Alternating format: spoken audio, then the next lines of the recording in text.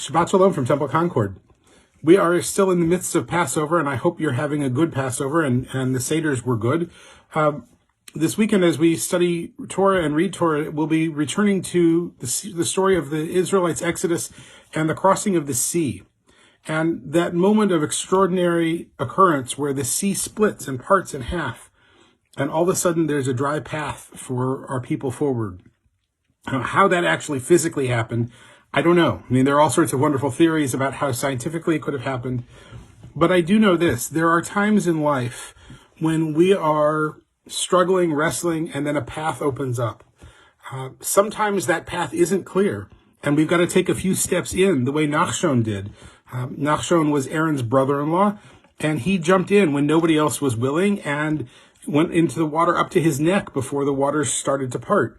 Sometimes we've got to jump into something and see, and then hopefully the waters open up. Sometimes the path is just there for us. Either way, there comes a point where we have to figure out how we're going to move forward and take on our new sense of freedom and our new sense of opportunity.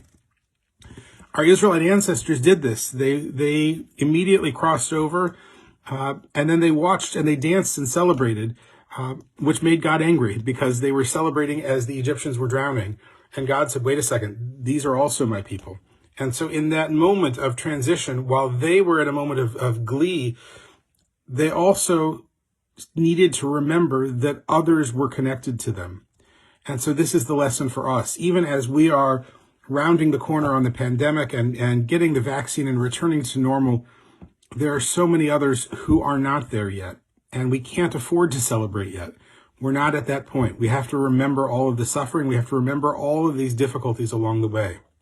And so while I hope we all have more freedom in the coming year and a more free world for all of us, I also hope we'll remember the lessons of the Exodus journey itself and honor the challenges and honor those who suffered along the way. I hope you'll join us for services Friday evening at 6, Saturday morning Torah study at 10, services at 11. Saturday evening, Havdalah at 8 with counting of the Omer. Sunday morning, our end of Passover service is at 11 a.m. And Omer counting throughout the week, 8 o'clock p.m., always available. And I hope you'll join us and zoom in for that.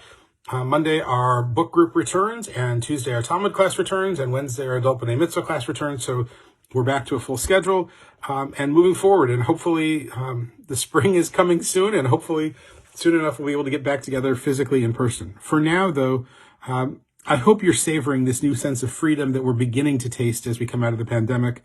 And I hope, like me, you're also remembering the suffering and recognizing the challenges that we've overcome in this past year. Shabbat Shalom and Chag Sameach for now. Look forward to seeing you soon.